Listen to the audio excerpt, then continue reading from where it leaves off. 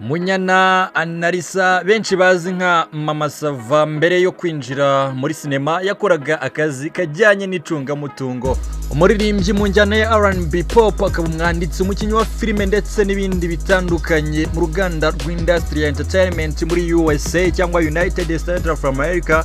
Chris Brown cyangwa se umwite Christopher Maurice Brown, uyu yatunguranye cyane ubwo yari ari mu kiganiro atangaza ko mu bintu akunda bya mbere akunda imibonano mpuzabitsina. Muzi cyane mu kuririmba injyana zitandukanye, nawe by'umwihariko mu njyana ya R&B ndetse na Afrobeat.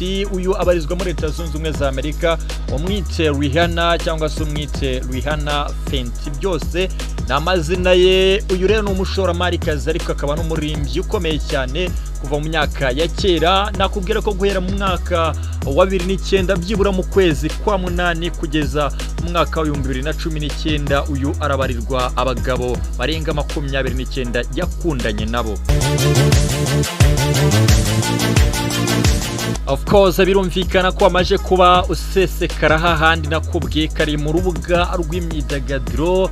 Aha turi kuri Ndabaze TV, birumvikana ijwi wumva ni rya mugabo Ndekweregis, niko ababyeyi banyise, ariko nge niyise Mr Muhanzi, Mr Talented, Mr From Zero to Hero, Mr Future. Ariko kandi aha turavuga amakuru y'imihanda, turavuga amakuru y'imyidagaduro abagezweho hirya no hino. Birumvikana amakuru y'imihanda rero ndayahera kuri Munyana Analisa benshi bazi nka Mama Sava. Birumvikana mbere yo kwinjira muri sinema yakoraga akazi kajyanye n'icungamutungo. Nyaboneka buriya umubona ari umudamu wa Glacier cyangwa se Papa Sava muri za filime zose wamubonyemo. Buriya wari kuzajya uhurira nawe muri banke cyangwa se kuri sako cyangwa se muri kampani runaka arimo aracunga umutungo wayo, harimo aragenda abana karikatrice ati ibyinjiye n'ibiriya, byasohotse n'ibiriya, tuzahemba biriya.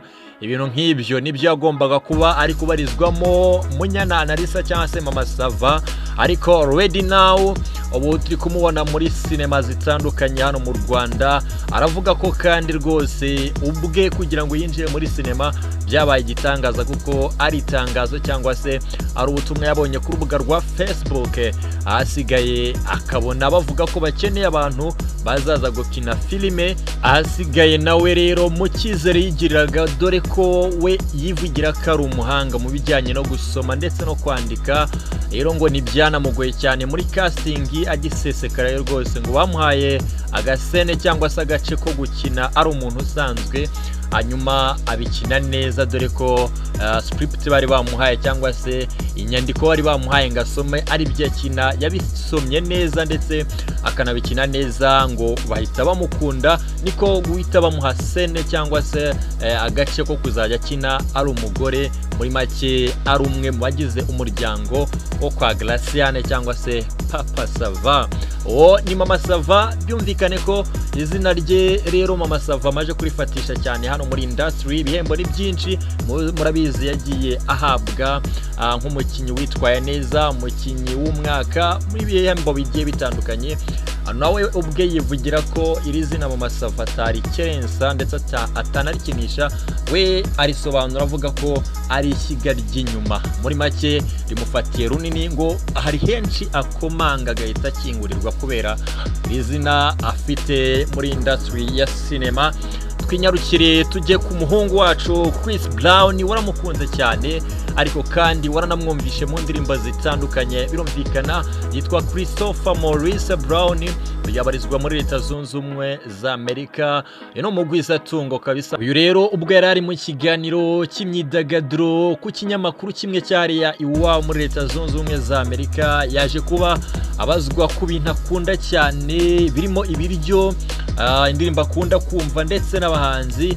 Ariko ibyo ntiyatunguranyemo, ahubwo dore aho yatunguranye nuko yahise yivugira ko akunda by'umwihariko ndetse birushijeho byihariye, arabitsindagira rwose. Avuga ko akunda imibonano mpuzabitsina, aricyo kintu cya mbere yikundira. Ni Chris Brown muri documentaire n'abakoreye ibarizwa ku Bahuje Media, nakubwiye ko uyu amaje gukundana n'abakobwa barenga 15. Uyu nawe ni icyamamare, ni nka ex we cyangwa se n'ubundi wo bigeze kujya mu rukundo. Rihanna uyu ni nawe ngiye guhita n'ubundi gusimbukiraho nkubwire ibye Rihanna Fenty wewe mumenye mu ndirimbo nyinshi zigiye zitandukanye zagacishijeho. Rihanna rero nawe abarizwa muri Leta Zunze Ubumwe za Amerika, nabikubwiye nawe ni umuririmbyi ariko ni n'umushoramari birumvikana cyane ku maparufe, amavuta n'ibindi birungu byinshi bijyanye n'ubwiza bw'abadamu n'abakobwa. Uyu muririmbyi kazi rero yitwa Rihanna Fenty, birumvikana wamukunze mu ndirimbo zitandukanye zirimo nka What's Your Name n'izindi zigiye zitandukanye ntakirwa ngarukaho.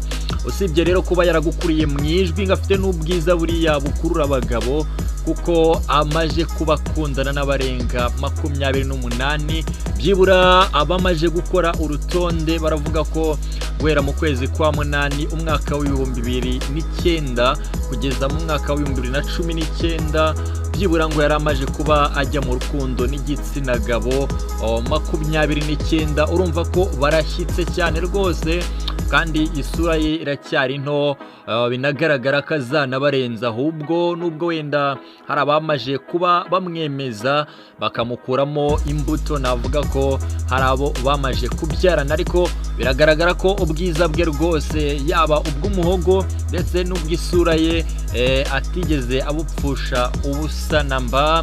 Twikomereze n'ubundi n'amakuru y'imihanda, of course byo gutegura nkanayakugezaho. Nitwa Mr Muhanzi, Mr Talented, Mr From Zero to Hero, Mr Future. Tubana no kuri Ndabaze TV, byanga bikunda ndizera neza ko umeze neza, ariko niba utameze neza Imana nayo ikomeze ikundindire kumfashirize 2024 ikumeze neza kabisa. Tuve muri Leta Zunze Ubumwe za Amerika twigarukire hano mu Rwanda. Abakinyi ba filime bamaze kubaka amazina muri sinema nyarwanda barimo Bamenya, Dogiteri Nsabi na Papa Sava bagiye guhurira muri filime yiswe Shwadiru. Ni filime nshya iri gukorwa na Zacu TV cyangwa se Zacu Entertainment, bikaba byitezwe ko izatangira gutambutswa kuri Zacu TV mu mpeshyi y'uyu mwaka wa 2024.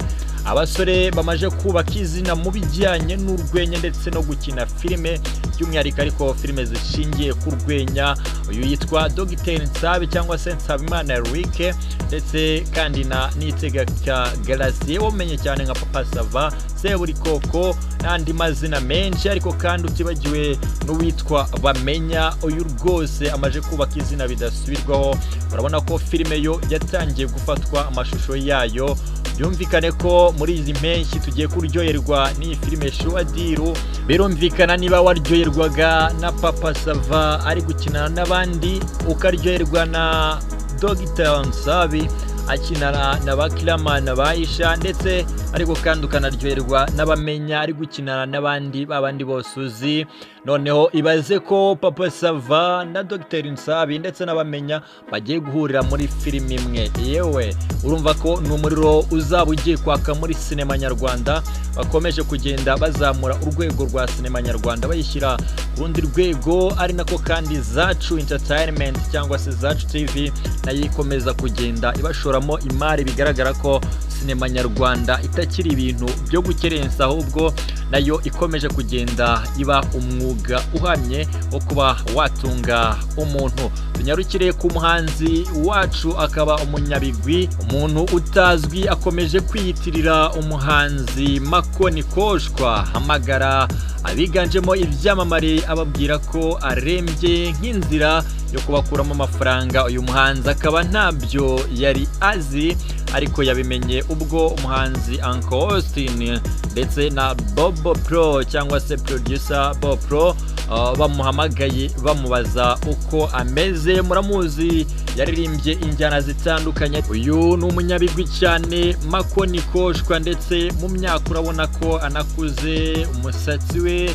atajya apfa guhindura cyane, ariko rero numwe mu bamwitiriye ku rubuga rwa Instagram ari kugenda ahamagara abantu bazwi cyane mu myidagaduro yo mu Rwanda, agerageza kubabwira ko ari Makoni Koshwa kandi ngo arembye cyane akeneye ubufasha.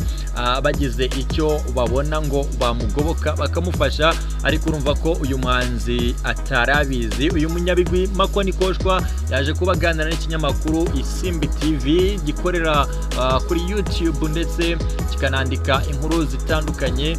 Uyu rero yaje kubavuga ko rwose uyu atari we atarembye, ngo ameze neza kandi atanarwaye, bivuze ko uyu ari umutekamutwe. Ubwo nyaboneka namwe mu mugendere kure, washobora kuza kwandikira mu muhunge mu mwamagane. Birumvikana, reka twikomeze ku nkuru y'umuraperi, nawe ni umunyabigwi. Umuraperi Green P wamamaye muri Tough Gang yatangaje ko atajya yumva umuziki wo mu Rwanda, ndetse niyo agerageje yumva imiziki ya kera. Green P yagaragaje ko iyo yumvishe imiziki yo mu Rwanda aba yumva nta kintu kirimo, bituma yumva imiziki yo hanze. Yes. Uyu ni Green P rero, akaba ava indimwe na Debeni Tiger cyangwa se umwite Mugisha Benjamin, ni nawe bamujyanye muri Leta Zunze Ubumwe za Amerika.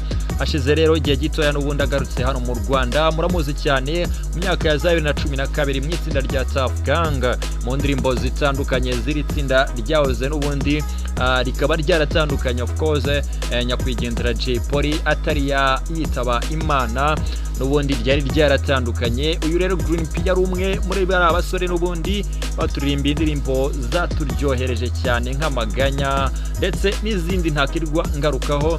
Uyu rero nyuma yo kugaruka hano mu Rwanda avuye muri Leta Zunze Ubumwe za Amerika, navuga ko yazanye amaguru mashya cyangwa se amashagaga. Avuga ko rwose ibihangano byo muri iyi myaka igezweho guhera ngo za 2020 kugeza muri uyu mwaka 2024 rwose ngo indirimbo ziri gusohoka z'abahanzi bo mu Rwanda ngo nta kintu kirimo. Nahise nibaza ntise ubu arabizi ko RWANDA afite indirimbo nshyashya yitwa Biri, cyangwa se arabizi ko bene wabo cyangwa se witwa The Ben afite indirimbo yitwa Ni Forever. Ese arabizi neza ko Bulldog hari indirimbo yakoze muri iyi myaka 4 guhera 2020 kugera muri uyu mwaka 2024. Arabizi se ko Fireman hari indirimbo yakoze. Mpita nibaza ntise ubwo yabitekerejeho cyangwa nagatwiko aje kudutwika n'ubundi na amakuru y'imihanda of course.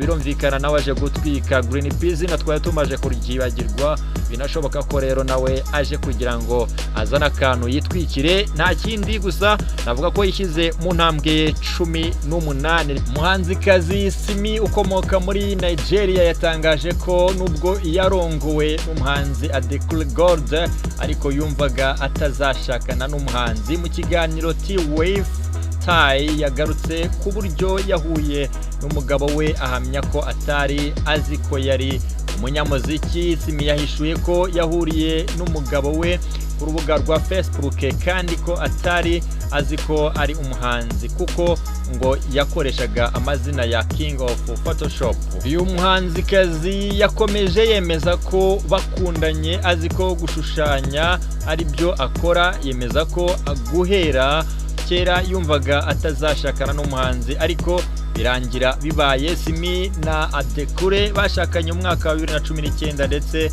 bafitanye umwana umwe w'umukobwa. Muramuzi Simi mu ndirimbo zitandukanye, ariko yabahit cyane nanjye namenye cyane yitwa Jeremy I want to get Jeremy baby. Yeah.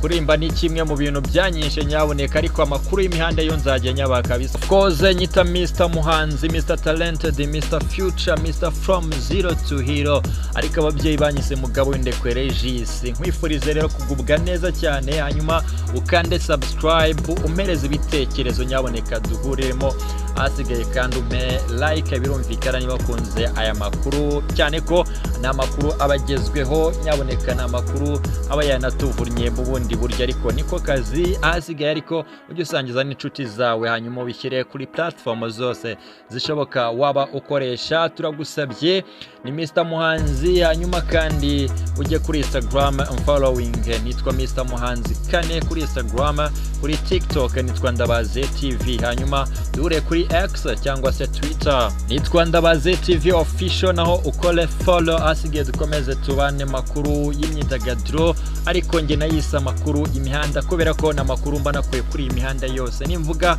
amakuru y'imihanda jya wumva ko ari amakuru mba nakuye kuri social media zitandukanye, mu binyamakuru bitandukanye byose byandika inkuru z'imyidagaduro. Hasigaye Imana yonyine reka nyikuragize, ikomeze ikurinde kandi ikuragire mu ngendo zawe zose, mu nzozi zawe zose ufite. Nyaboneka ikomeze kurindire sheri wawe batamutwara, igwa amafaranga. Okay.